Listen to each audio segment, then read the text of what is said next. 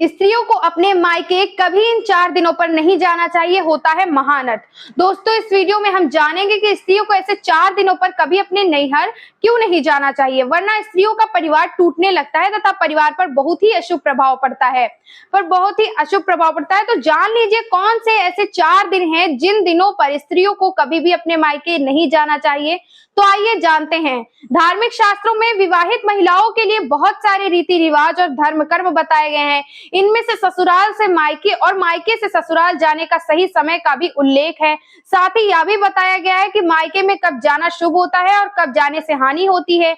और यदि आप ससुराल से मायके या मायके से ससुराल जा रही हैं तो आपको इस बात का विशेष ध्यान रखना चाहिए कि आप किस दिन यात्रा कर रही हैं और आखिर ऐसे कौन से 4 दिन हैं जिन पर स्त्रियों को कभी भी ससुराल से मायके नहीं जाना चाहिए और मायके से ससुराल नहीं आना चाहिए। यदि आपको मायके जाना है तो आपको बुधवार और शनिवार के दिन ही जाना चाहिए। आप चाहे तो शुक्रवार के दिन भी मायके जा सकती हैं, मगर शास्त्रों के मुताबिक शुक्रवार को मायके से ससुराल लौटने के लिए बहुत ही अच्छा दिन माना गया है।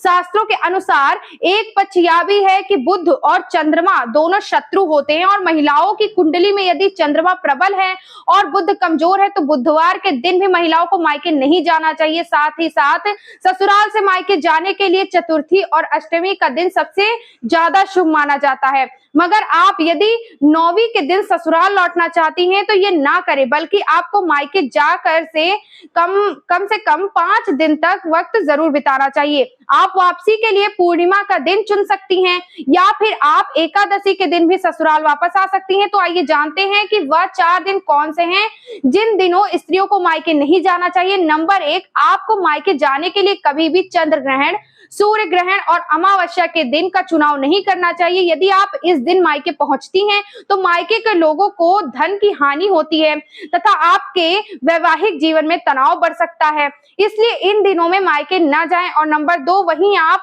9 दिन मायके में रहने के बाद यदि 9वें दिन ही ससुराल लौट रही हैं तो आपको 2 दिन और ठहरना चाहिए और 11वें दिन पूरे करने के बाद ही लौटना चाहिए। यदि आप इन दिनों का ध्यान रखती हैं तो मायके और ससुराल दोनों पक्ष के लोगों को धन का लाभ होता है।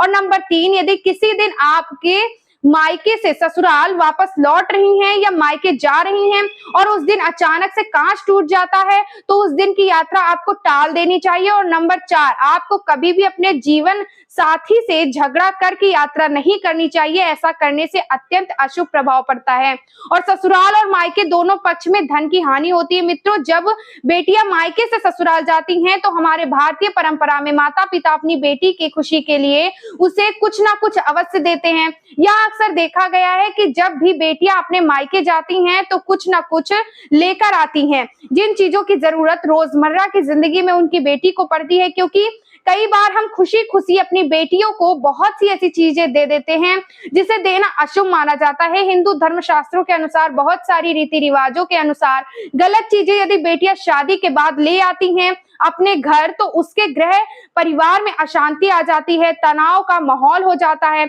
यहाँ तक कि बेटी के सुहाग पर भी इसका बहुत बुरा असर पड़ता है। आखिर क्या है वह चीजें? बेटियों को कभी शादी के बाद अपने ससुराल लेकर नहीं आना चाहिए। मित्रों, वह है नमक। बेटियां जब शादी के बाद मायके से ससुराल जाती हैं तो उसका धर्म क्या होना चाहिए?